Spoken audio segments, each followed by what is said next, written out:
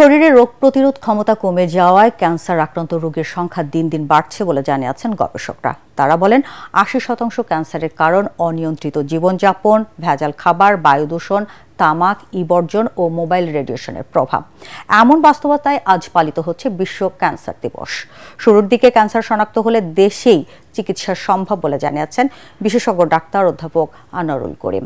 তবে একবার সুস্থ হবার পর আবার ক্যান্সার ফিরে এলে সেই চিকিৎসার সক্ষমতা এখনও দেশে গড়ে তোলা সম্ভব হয়নি। মিজান সাচানের রিপোর্ট। সবার জন্য সমান স্বাস্থ্যসেবা প্রতিপাদ্যে পালিত হচ্ছে বিশ্ব ক্যান্সার দিবস। বিশ্বের অন্যান্য দেশের মতো বাংলাদেশেও বাড়ছে ক্যান্সার আক্রান্ত রোগী।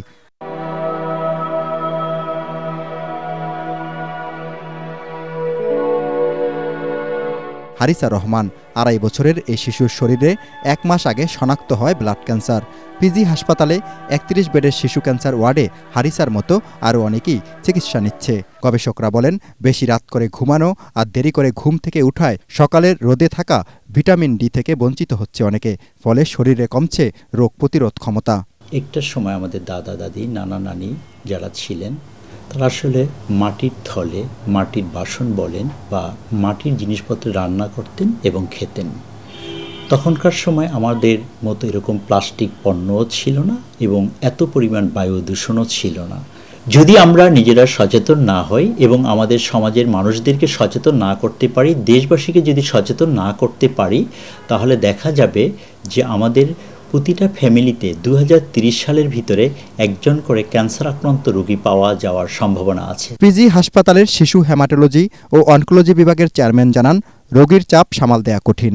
এজন্য দেশের সব মেডিকেল কলেজে শিশু ক্যান্সার ওয়ার্ড চালুর পরামর্শ তার। বলেন, টিউমার ৬ মাসে আর ৩ থেকে ৪ বছরের চিকিৎসায় দেশি শিশুদের ব্লাড ক্যান্সার নিরাময় হচ্ছে। পুনরায় ক্যান্সার ফিরে আসা এটা কিন্তু একদম নিয়তি, মানে রিকগনাইজ সারা বিশ্বেই।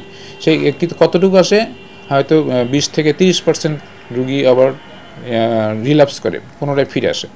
সো ওইটাই চিকিৎসা কিন্তু আমরা একদম পিছিয়ে, বলতে পারেন আমাদের ওইখানে সক্ষমতা অনেকাংশেই কম। আমরা যদি এই ফ্যাসিলিটিস নিতে পারি, ফ্যাসিলিটি কী নিতে হবে, আমাদের বোন ম্যারো ট্রান্সপ্ল্যান্ট যে এই ইস্যুটা যদি আমরা নিতে পারি, এই ইস্যুটা সলভ করতে পারি, তাহলে আমরা ওই রুগীদেরকে, একটা রুগীকে আমরা বাইরে পাঠাবো না, প্রত্যেকটা রোগীকে আমরা এখানে চিকিৎসা দেব। চিকিৎসা খরচ কমাতে দেশের সব কোম্পানিকে ক্যান্সারের ওষুধ উৎপাদন ও সীমিত লাভে বাজারজাত করার বাধ্যবাধকতার পরামর্শ এই বিশেষজ্ঞের।